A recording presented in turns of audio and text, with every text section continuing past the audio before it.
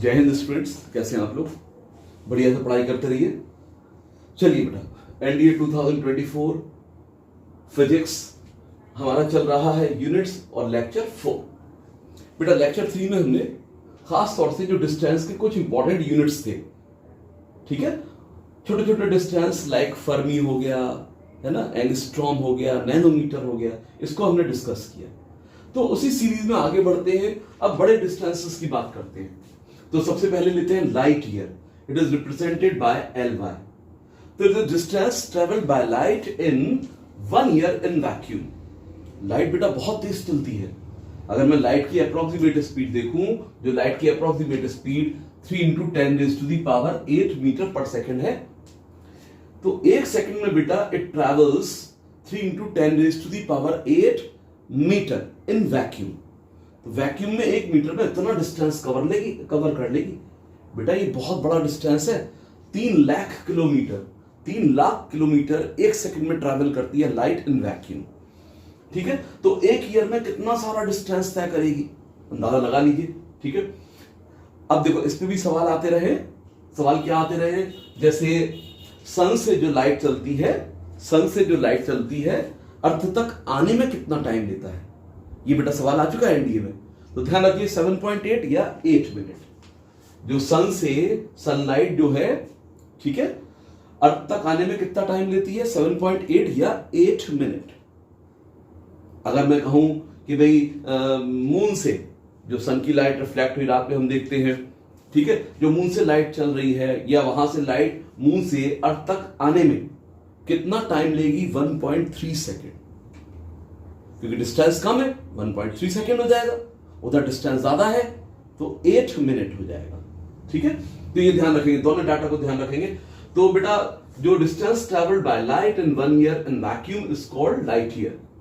तो बेटा हम जो डिस्टेंस होता है ना, डिस्टेंस को हम कैसे निकालते हैं? Speed into time. तो लाइट ईयर, ध्यान रखिएगा, नाम जरूर ईयर में आ रहा है, ईयर आ रहा है। It is not the unit of time, time का यूनिट नहीं है। आपके एनडीए के अंदर बेटा तमाम बार, almost every year, light year का कुछ ना कुछ जिक्र जरूर होता है। मैं कई बार इस बात को इंडिकेट कर चुका हूं। तो now speed in meter per second into time in second. तो speed of light in meter per second in vacuum is 3 × 10⁸ and time in 1 year in second. तो टाइम एक साल में जो नंबर ऑफ सेकंड्स है वो क्या है भाई? इसको मैं लिख सकता हूं 1 ईयर को 365.25 डेज। इतने दिन होते हैं 1 ईयर में। एक दिन में कितने घंटे हो गए? 24। एक घंटे में 60 मिनट हो गए। क्योंकि मुझे 60 सेकंड से और मल्टीप्लाई कर दें तो पूरा टाइम सेकंड में आ जाएगा। तो ईयर्स इन सेकंड कैसे निकालेंगे? ईयर 365.25, 24 आवर, 60 मिनट और 60 सेकंड। बेटा जब हम मल्टीप्लीकेशन करेंगे 9.461 इंटू 10⁻15 मीटर, ठीक है, या 9.46 भी लिख सकते हैं। 9.46 इंटू 10⁻15 मीटर। अगर मैं 10⁻3 का डिवाइड कर दूं तो answer will be in kilometre. 9.461 into 10⁻12 kilometre. तो ये लाइट ईयर होता है बेटा, ये लाइट ईयर है, ध्यान रखिए, ठीक है ना। दूसरा और डिस्टेंस जो है और भी देखेंगे। लाइट ईयर देख लिया, एस्ट्रोनॉमिकल देखेंगे, पार्सेक देखेंगे। अब दूसरा डिस्टेंस देखते हैं, astronomical unit, AU, astronomical unit. तो जो यानी सन जो है, ये मान लीजिए सन है और ये अर्थ है। ये क्या है? अर्थ, और ये क्या है? सन। इनके सेंटर्स के बीच की, ठीक है, जो सेंटर्स के बीच की बेटा एवरेज दूरी है, एवरेज डिस्टेंस है या मीन डिस्टेंस है। The mean distance between the center of the sun and that of the earth is called astronomical unit. इसको हम क्या बोलते हैं? एस्ट्रोनॉमिकल यूनिट बोलते हैं, ठीक है। तो ये जो एवरेज डिस्टेंस है ये कितना है? 1 एस्ट्रोनॉमिकल यूनिट 1.496 इंटू 10⁻11 मीटर। तो 1 एस्ट्रोनॉमिकल, याद रखिए ये सब बिल्कुल रट लीजिएगा, उसमें दिमाग में रहने चाहिए। 1 एस्ट्रोनॉमिकल यूनिट, ठीक है, लाइट ईयर से थोड़ा छोटा हो गया, ठीक है। अगर मैं कहूं कि एक लाइट ईयर में कितने एस्ट्रोनॉमिकल यूनिट है तो लिख देते हैं यहां पे 1 लाइट ईयर, ठीक है। तो ये लिख सकते हैं इसको 63241 इतने, यानी कि इसको मैं लिख सकता हूं इतने 63241 241 एस्ट्रोनॉमिकल यूनिट, या बेटा इसको लिख सकता हूं मैं 6.3। हम इसको 6.3 इंटू, अब देखो 10 की पावर में लगाना है 0, 1 2 3 4 काउंट कर ले, एस्ट्रोनॉमिकल यूनिट। तो एक लाइट ईयर बेटा बराबर है 6341 एस्ट्रोनॉमिकल यूनिट के। तो लाइट ईयर बड़ा है, एस्ट्रोनॉमिकल यूनिट से काफी बड़ा है, ठीक है ना बेटा। दूसरी बात करते हैं पार्सेक या पैरालैक्टिक सेकंड। अगर मान लो पूछेगा पार्सेक या पैरालैक्टिक सेकंड किसका यूनिट है, तो सेकंड मत, टाइम को मत सोचिएगा। यहां जो सेकंड यूज हो रहा है एंगल का यूज हो रहा है, ठीक है, एंगल का यूज है। इसको मैं भी बता देता हूं कि कैसे एंगल का यूज है, हालांकि जरूरत नहीं रहती है इसमें, हमें बस इसका रिजल्ट ध्यान रखना है। फिर भी मैं ऐसे एक्सप्लेन कर देता हूं सेकंड का यहां क्या सेंस है। बेटा ये largest practical unit of distance है, it is the largest practical unit of distance. तो आपसे ये भी सवाल पूछ सकता है ऑब्जेक्टिव क्वेश्चन में, which is the largest physical unit of distance. तो पार्सेक हो तो पार्सेक करेक्ट कर दीजिएगा। तो 1 PC is equal to 3.08 into 10 raise to the power 16 metre. बेटा मीटर में अगर मैं ऑर्डर देखूं, यहां पर लाइट ईयर का 10 की पावर 15 आ रहा है, यहां पर 10 की पावर 16 आ रहा है। अगर मैं लाइट ईयर में पार्सेक को देखूं, 1 parsec is equal to 3.26 light year, यानी ऑलमोस्ट 3.25 साल, ठीक है, 3 क्वार्टर एंड हाफ, ये 3 क्वार्टर ईयर जो है 1 पार्सेक के बराबर है। तो 1 पार्सेक यानी 3.26 लाइट ईयर के बराबर है, ऐसे बोलिए। या बेटा एस्ट्रोनॉमिकल यूनिट में पार्सेक को लिख सकता हूं मैं 2.062 इंटू 10 की पावर 15 एस्ट्रोनॉमिकल यूनिट।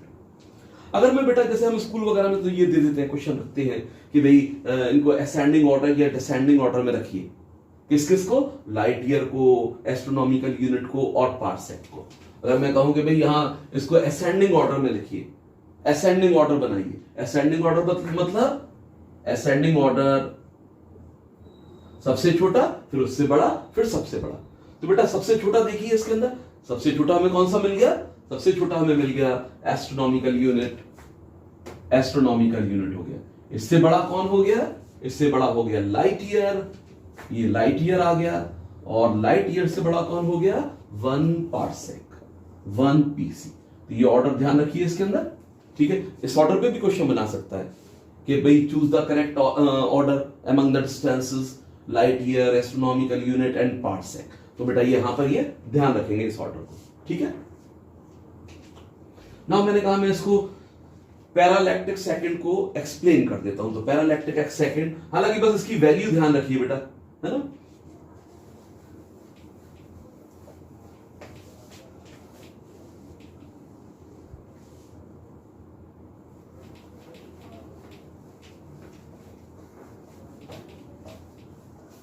देखो जैसे मैंने अपने बेसिक्स, जो फिजिक्स के बेसिक्स थे उस लेक्चर में बताया भी था, जो एंगल होता है बेटा,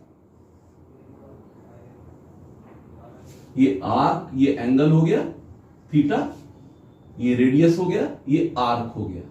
इसको क्या बोलते हैं, आर्क।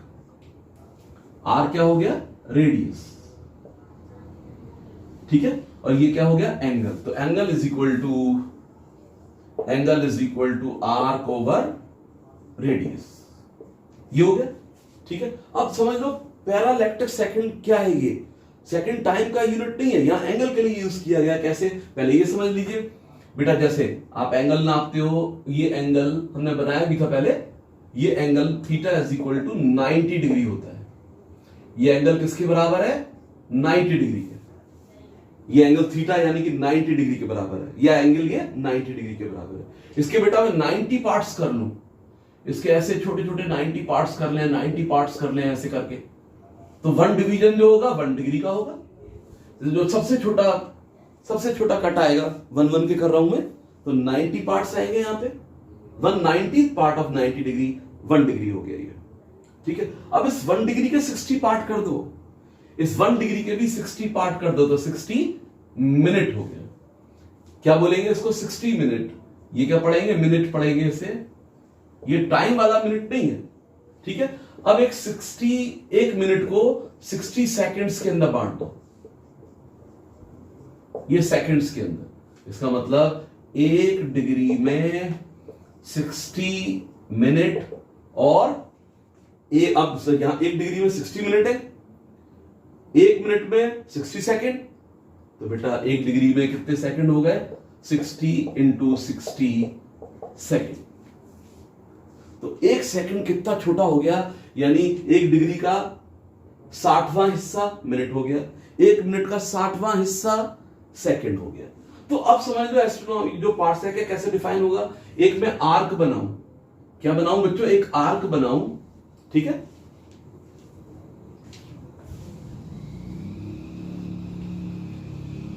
एक आर्क बनाऊं, यहां पर ये आर्क कितना लूं बेटा?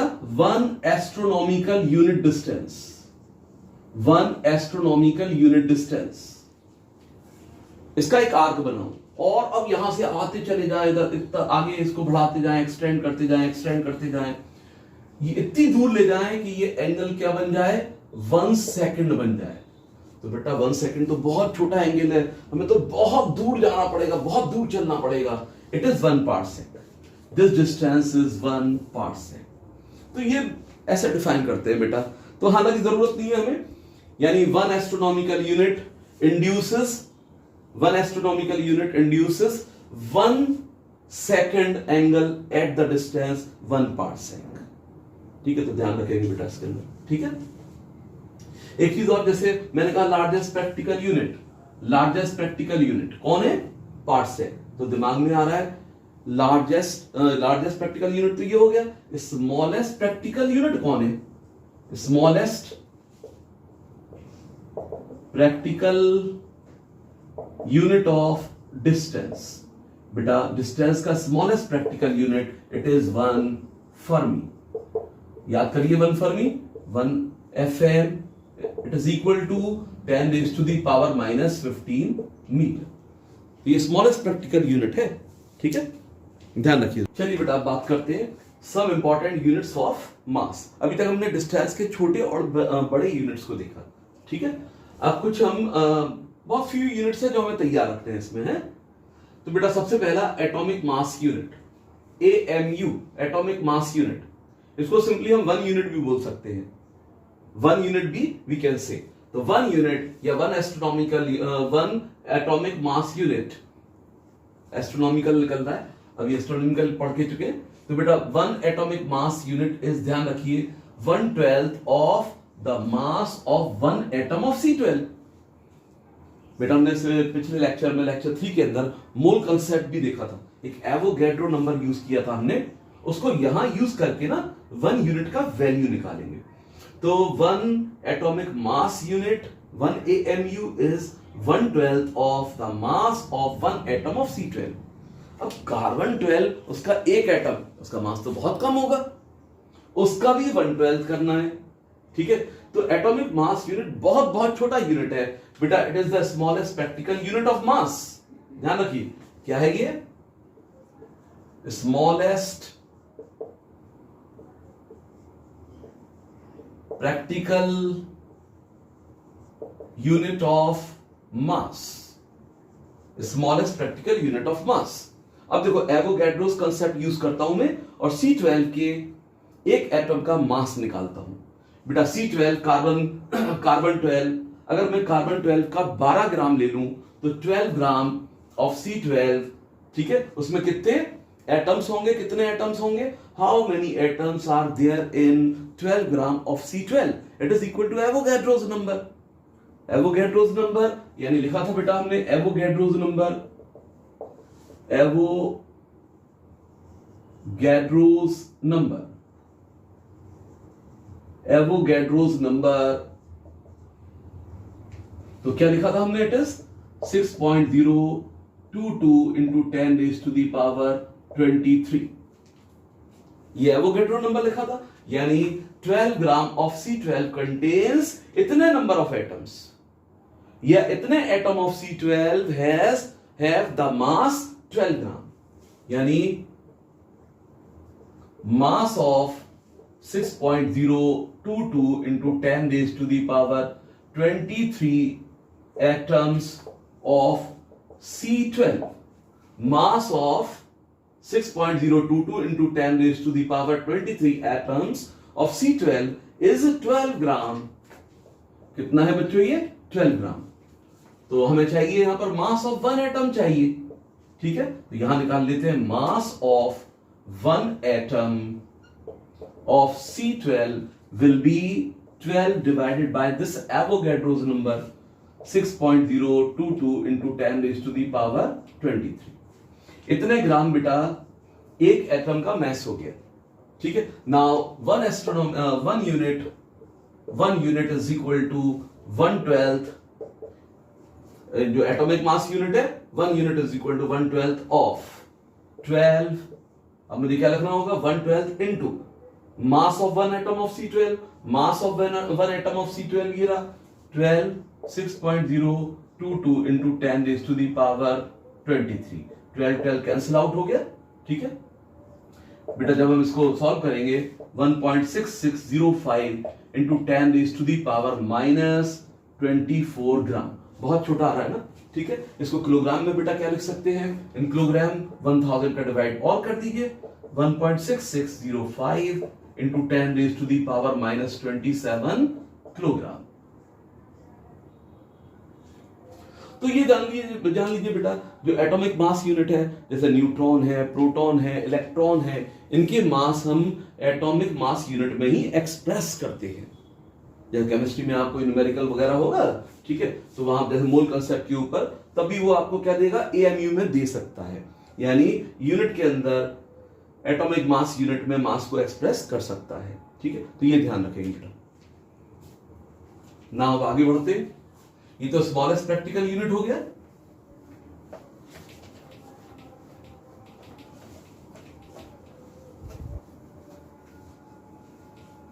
अच्छा, अब ये तो सब आपको मालूम ही है, इसको नहीं लिख रहे हम, ये सब पता है, यानी 1 किलोग्राम इज इक्वल टू 1000 ग्राम, ठीक है।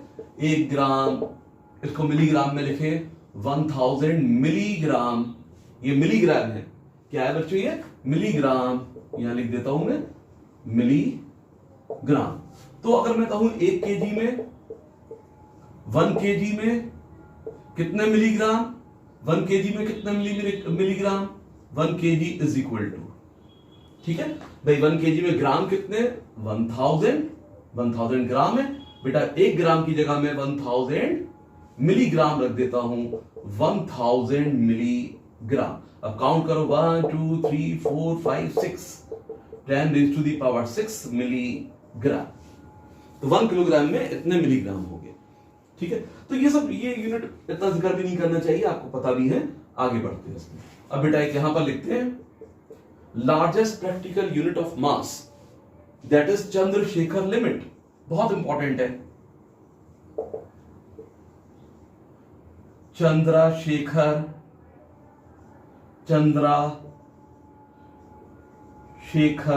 लिमिट, पहले भी मैंने एक बार जिक्र किया था इसका, चंद्रशेखर लिमिट, ठीक है। ये स्टार केस से चंद्रशेखर लिमिट बस इतना जान लीजिए कि भाई ये असल में ये जो एवोल्यूशन ऑफ स्टार है, जैसे हम लोग, जैसे छोटा बच्चा है, फिर यंग होगा, फिर बूढ़ा होगा, मर जाएगा, ऐसी स्टार में भी चलता है, इसी तरीके का एवोल्यूशन होता है। लेकिन सभी स्टार मरते नहीं है, खत्म नहीं होते हैं, ब्लैक होल नहीं बनते हैं, ठीक है। कुछ स्टार जो होते हैं व्हाइट ड्वार्फ बन के छूट जाते हैं, तो उसी के लिए कंडीशन ड्राइव कर रहा है। तो बस हमें इतना ध्यान रखना है, 1 Chandrasekhar limit 1 CSL is 1.4 times of solar mass. Solar मास का 1.4 टाइम्स होती है, तो 1.4 सोलर मास, सन का मास जो होता है, it is 2 into 10 raise to the power 30 kilogram. तो 1 CSL Chandrasekhar limit, 1 Chandrasekhar limit, ठीक है। तो it is equal to 2.8 into 10 raise to the power 30 kilogram. बेटा it is the largest practical unit of mass. क्या है ये, लार्जेस्ट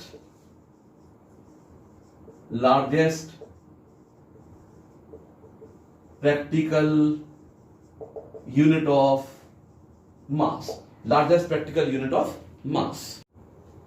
चलिए बेटा एक चीज ध्यान रखिए, how many AMU would make up 1 kilogram, यानी 1 किलोग्राम में कितने AMU होंगे, ठीक है। अभी आपने देखा 1 AMU is equal to 1.66 0.05 into 10⁻⁻27 kilogram. ठीक, उल्टा कर दीजिए, यानी 1 किलोग्राम में कितने एएमयू, ये वाला पार्ट एएमयू के नीचे ले आइए। ठीक है, तो यहां जब इसको नीचे ले आएंगे तो यहां 1 किलोग्राम, यहां 1 रह जाएगा। 1 kg is equal to 1 divided by 1.6605 into 10⁻⁻27। ठीक है, एएमयू इतना आ जाएगा। ठीक है, तो तकरीबन मैं रफली यहां पर लिख देता हूं कि भाई जैसे 10⁻27 ऊपर प्लस हो गया, यानी 10⁻27 ये हो गया, नीचे 1.6605। अब क्या करें, 10⁻27 से 10 इधर रख दें। ठीक है, और 10⁻26 ये ले लें और 1.6605 ये ले लें, तो तकरीबन डिवाइड करेंगे। ठीक है, तो 16 6 96, तो उस हिसाब से अगर मैं देखूंगा तो ये 6.0 समथिंग, यानी तकरीबन अप्रोक्सीमेटली 6 इंटू 10⁻26 एएमयू के आ जाएगा। तो लगभग बेटा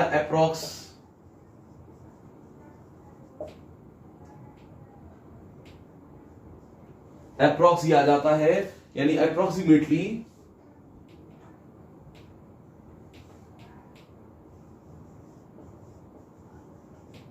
इतना हो जाता है। ठीक है, नाउ बात करते हैं some important units of time. अब कुछ टाइम की यूनिट की बात करते हैं, है ना। एक इसमें बड़ी इंपॉर्टेंट यूनिट की बात करेंगे बेटा, जो काम की होगी हमारे, हैं। देखो ये सब टाइम के यूनिट होंगे। ईयर भी टाइम का यूनिट होगा, ईयर टाइम का यूनिट हो गया, डे हो गया, ठीक है, मंथ हो गया, लीप ईयर हो गया, डिकेड हो गया, सेंचुरी हो गया, डिकेड, सेंचुरी, ये सब क्या है बेटा, यूनिट ऑफ टाइम है। ठीक है, अब जो यहां एक दो चीजें देखो, कई बार न्यूमेरिकल में ऐसे लिख के दे देता है 1 ms। सोचिए 1 ms 1 millisecond, what it is 1 millisecond, and it is equal to 10⁻³ second.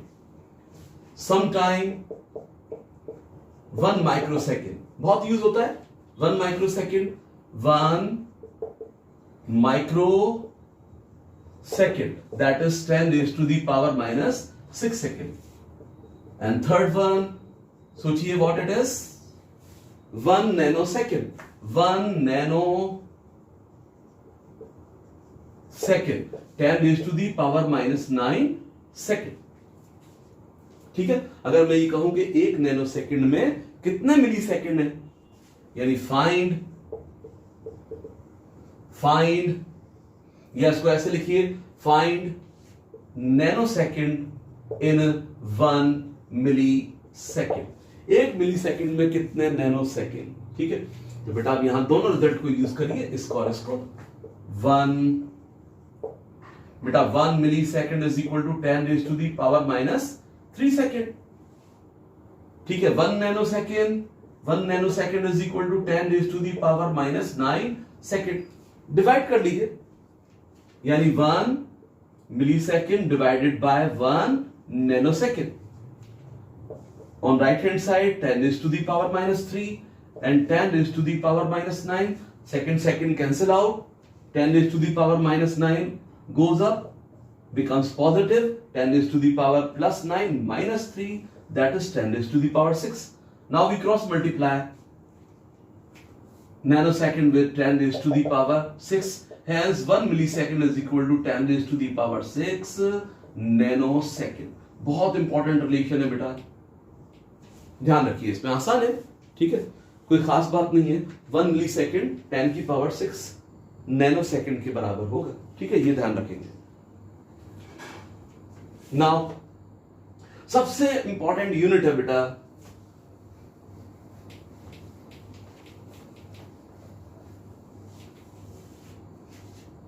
शायद 4th है मेरे ख्याल से, देख लीजिएगा आप इसमें, शेक। मैंगो शेक वगैरह खूब पीते हैं। ठीक है, तो शेक बेटा इज द यूनिट, ये समझ लीजिए smallest practical unit of time है। क्या है बेटा ये? Smallest practical unit of time, smallest practical unit of time, and one shake is equal to 10 raise to the power -8 second. कितना छोटा टाइम हो गया कि भाई one shake is equal to 10 raise to the power -8 second. मैं उल्टा लिखूं कि how many shakes are there in 1 second, उल्टा करके लिखूं मैं, यानी one shake is equal to 10 raise to the power -8 second. तो उल्टा करके लिखते हैं, इस पार्ट को नीचे ले आइए। तो 1 second contains 1/10 raise to the power -8 shakes. तो 10 raise to the power 8 shakes होते हैं 1 सेकेंड में। अच्छा एक चीज सोच के बताइए, अब जैसे स्कूल वगैरह में, ठीक है, सीबीएसई आईएससी के अंदर बहुत क्वेश्चन रखा जाता है, ठीक है, तो क्या क्वेश्चन रखते हैं? Which is greater, number of seconds in 1 year और number of shakes in 1 second, which is greater? Pause करके निकालिए इसको, मैं क्वेश्चन लिखता हूं। विच इज ग्रेटर,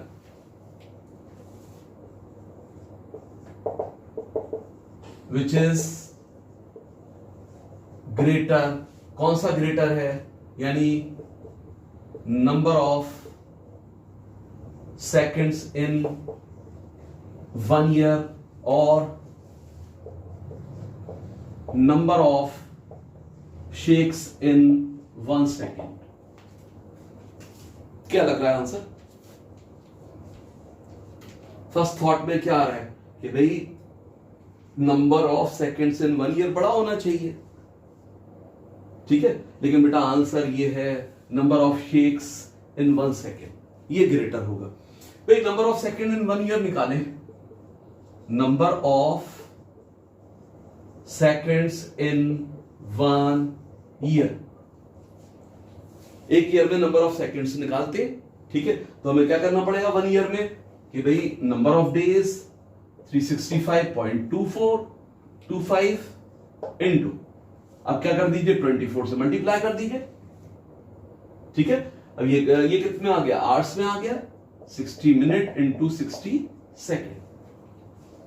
जब बेटा यहां पर आप लिखेंगे तो ऐसे याद रखिए, ऐसे तो बड़ा मुश्किल हो जाएगा, इसको याद कर लीजिए, ट्रिक बना लीजिए कि भाई pi into 10 raise to the power 7। क्या याद करना है? Pi into 10 raise to the power 7 होते हैं number of seconds in 1 year, यानी एक ईयर में नंबर ऑफ सेकेंड्स कितने हैं? Pi into 10 raise to the power 7। Pi होता है 3.14 into 10 raise to the power 7, 3.155 करके होता है, ठीक है, लेकिन आप याद करने के लिए 3.14 into 10 raise to the power 7 second लिख सकते हैं।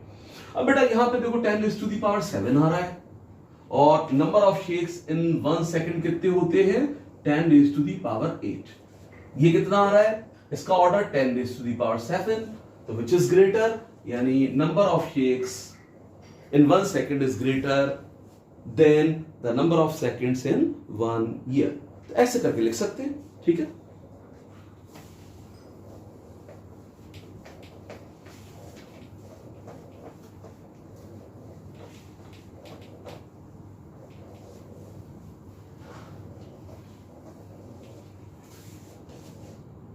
अब देखो जैसे बड़ा इंपॉर्टेंट है, बहुत इंपॉर्टेंट है बेटा, very most important, 1 bar.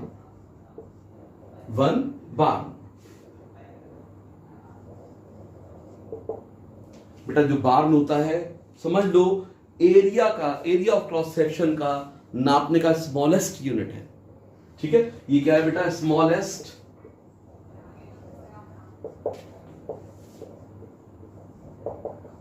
Practical unit of measurement of area of cross section, area of cross section of, भाई एरिया ऑफ क्रॉस सेक्शन किसके? बहुत छोटा यूनिट है, एरिया ऑफ क्रॉस सेक्शन नाप रहा है किसका? न्यूक्लियस का नाप रहा है, न्यूट्रॉन का नाप रहा है, समझ लो, छोटे छोटे पार्टिकल जो सब पार्टिकल ऑफ द न्यूक्लियस है, प्रोटॉन का, न्यूट्रॉन का, ठीक है। तो इनका ये कहलाता है area of cross section of nucleus, proton और न्यूट्रॉन। पहले न्यूट्रॉन लिखते हैं, न्यूट्रॉन, प्रोटॉन एटसेट्रा। तो बहुत छोटे छोटे एरिया नाप रहा है और जानते हैं इसकी value it is equal to 10⁻⁻28 metre square. बहुत बहुत इंपॉर्टेंट है, ठीक है।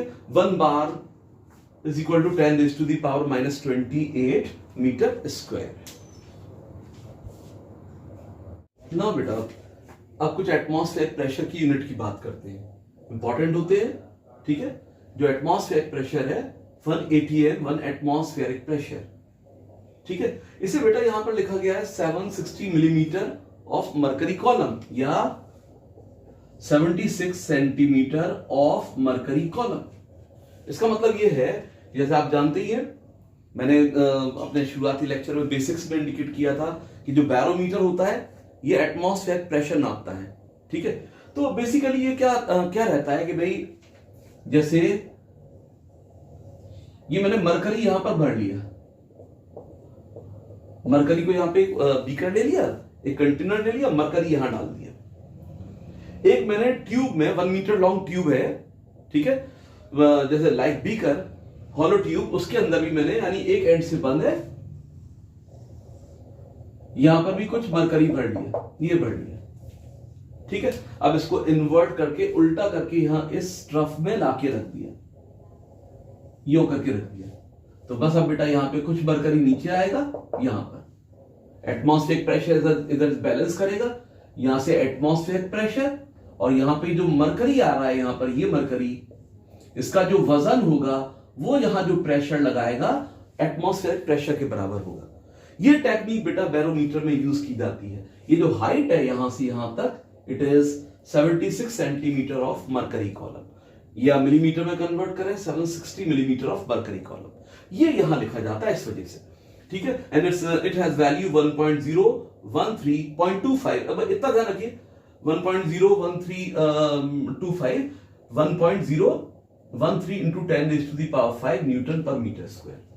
बेटा न्यूटन पर मीटर स्क्वायर यानी 1 न्यूटन पर metre square is also 1 pascal. ये ध्यान लीजिए 1 न्यूटन मीटर स्क्वायर जो प्रेशर होता है 1 पास्कल के बराबर होता है। 1 पास्कल को शॉर्ट में लिखना है तो पी कैपिटल बना देंगे, ठीक है। तो ध्यान रखेंगे जो एटमॉस्फेरिक प्रेशर होता है, जैसे आप ज्योग्राफी के अंदर जो आपका जीएस का पार्ट है उसमें ज्योग्राफी के अंदर कई बार मैंने देखा है कि मिली बार का जिक्र होगा उसके अंदर, ठीक है, आइसो बार का जिक्र होगा वहां पर। तो बेटा जो बार होता है वो प्रेशर की यूनिट के लिए यूज किया जाता है, एटमॉस्फेरिक प्रेशर में यूज करते हैं उसे। 1 बार समझ लीजिए 10⁵ न्यूटन पर मीटर स्क्वायर, ठीक है। और इसको मैं लिख सकता हूं न्यूटन पर मीटर स्क्वायर को पास्कल के बराबर, ठीक है। तो 1 ATM is equal to 1.013 into 10⁵ newton पर मीटर स्क्वायर। या इसको क्या लिख सकते हैं, न्यूटन पर मीटर स्क्वायर को पास्कल लिख सकते हैं, या लिख सकता हूं 1.013 इंटू 10⁵ पास्कल। अब 10⁵ न्यूटन पर मीटर स्क्वायर, इसकी जगह मैं क्या लिख सकता हूं, यहां पर बार भी लिख सकता हूं। बेटा इसको हटा के यहां पे बार लिख दूं तो ये आ जाएगा 1.013 बार। तो एटमॉस्फेरिक प्रेशर 1.013 बार के बराबर होता है, ये ध्यान रखेंगे, ठीक है। एक बेटा हम यूज करते हैं टॉर, TORR, 1 टॉर यानी हाइट ऑफ मरकरी कॉलम अगर 1 mm है तो कितना प्रेशर प्रोड्यूस करेगी, 1 mm of mercury column 133.32 Newton पर मीटर स्क्वायर, ठीक है। तो ये चीजें बेटा यहां पे जितने यूनिट्स की बात हमने की है उतने यूनिट्स आपको तैयार रखने हैं, ठीक है। अब मैं देखो यहां पे जो आपने यूनिट्स पढ़े हैं उसका क्वेश्चन फ्रेम करता हूं। अब सोचना बेटा, अब रिव्यू करते हैं सब चीजें, जैसे यहां पर मैच द फॉलोइंग करेंगे डिफरेंट डिस्टेंसेस का, ठीक है।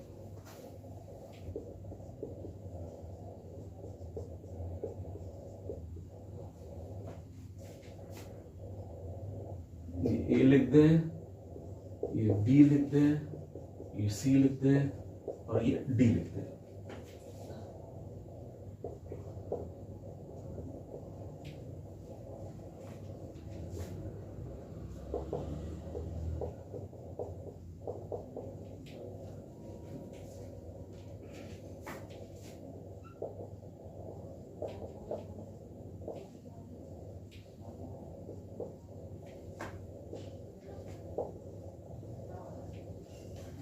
करिए, पॉज करके करिए, मैच द फॉलोइंग करिए। ए एंड बी, बेटा इनमें ये आपस को मैच करने हैं। चलिए देखते हैं। 1 astronomical unit 1.496 into 10 raised to the power 11, ये बी से मैच कर गया। 1 parsec 3.08 10 raised to the power 16 metre. बेटा 1 fermi 10 raised to the power -8 metre -15 metre ये हो गया। 1 एंगस्ट्रॉम क्या होता है? 1 एंगस्ट्रॉम होता है बेटा 10 raised to the power -10 metre. इसको सेंटीमीटर में लिखा गया है यहां पर, तो 10 की पावर 2 से मल्टीप्लाई कर दें, it becomes 10 raised to the power -8 centimetre. ये आ गया हमारे पास, ठीक है। तो ऐसे क्वेश्चन हमें यहां मिल सकते हैं, आते हैं ऐसे क्वेश्चन। अब देखो यहां मैच करिए, पॉज करके मैच कर सकते हैं।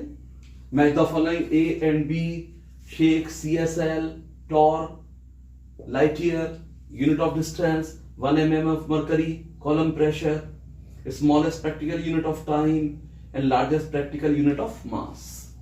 तो 1 shake, smallest practical unit of time, 1 CSL, Chandrasekhar limit, largest practical unit of mass, 1 torr, 1 mm of mercury, column pressure and light year, unit of distance। ठीक है, तो चलिए बच्चों आज इतना ही रखते हैं, फिर नेक्स्ट लेक्चर में देखेंगे।